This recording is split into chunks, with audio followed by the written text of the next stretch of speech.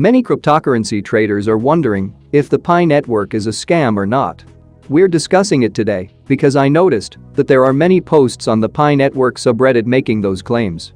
And my conclusion is that if a few people are worried, I'm sure there are many more who are concerned, but they don't speak about it.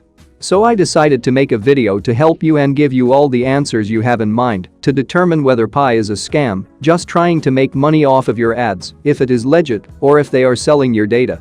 So on and so forth. Both of these questions will be addressed throughout the video. But first, subscribe to Crypto Diary and press the notification bell to stay up to date. Please remember to click the like button whenever a new video is released. Make a point of watching it all the way through. As a result, you have a complete picture. Before we begin the first delegation, it is important to note that the Pi network is nothing more than a sophisticated ruse designed to entice users to install the app. Following that, users watch advertisements on the app, for which the founders are compensated. Let's start with the first accusation leveled against the Pi network. It's all a ruse to enrich the founders by displaying advertisements on their phones. And I believe that is an easy allegation to refute. When you're in the Pi network app, you can go to your profile and, at the bottom, there's a switch that lets us turn off ads. When you try to disable them, you get a pop-up that says ad revenue is used to pay for servers and other things. You may not believe it, but Pi must store the data of millions of users, and I don't mean your data. I mean who you invited, who you signed up with, how many mining sessions you've completed, and all that other nonsense. This requires high-quality servers and databases. Ad revenue is used to pay for these things, but that's not all. If you've watched my previous video on Pi networks, you'll know that to use your Pi coins during Phase 3, you must also complete the kick verification. So, to prevent people from creating multiple accounts and scamming the system, you must show them proof that you are a human being. You're probably also aware that Pi currently relies on a third-party service called Yoda for that verification process.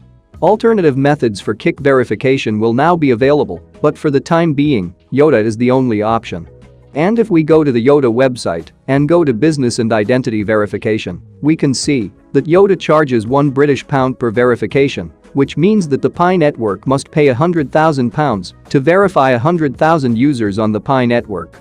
Perhaps Pi network negotiated a different price with Yoda, but the kick verification process is quite costly. Advertising revenue is also used to pay for it. If you don't believe me, consider that the 2020 Pi network has provided 100,000 kick verification slots. And that, once again, must be paid. Yoda does not provide them for free because it is not a member of the Pi network. The Pi core team is unlikely to benefit financially from advertising revenue given the expenses that revenue must cover.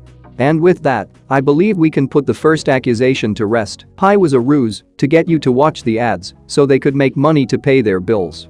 Because, once again, you can disable the ads if you don't like them for whatever reason and don't want to contribute to the project in that way.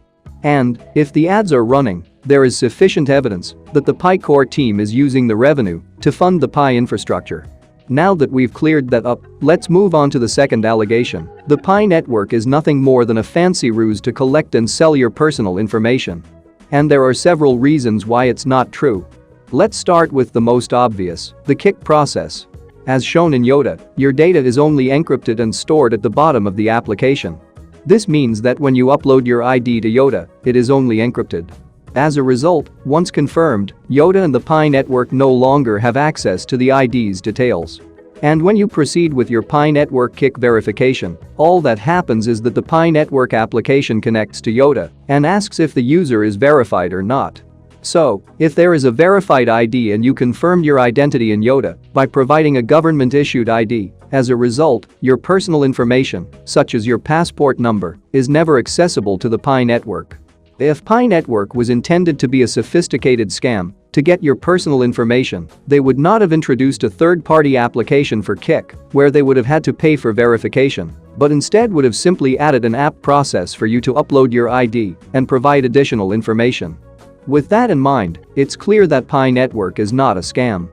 We don't know if the currency will succeed yet, but we'll most likely see Phase 3 in 2021, which means the currency will have a value and be tradable on unpopular exchanges. So, if you don't already have a Pi Network account, now is the time to sign up and get as many free coins as possible before that happens. This concludes the video for today. Thank you for taking the time to watch. And I hope you learned something today, and don't forget to like it and subscribe to see it in the next videos.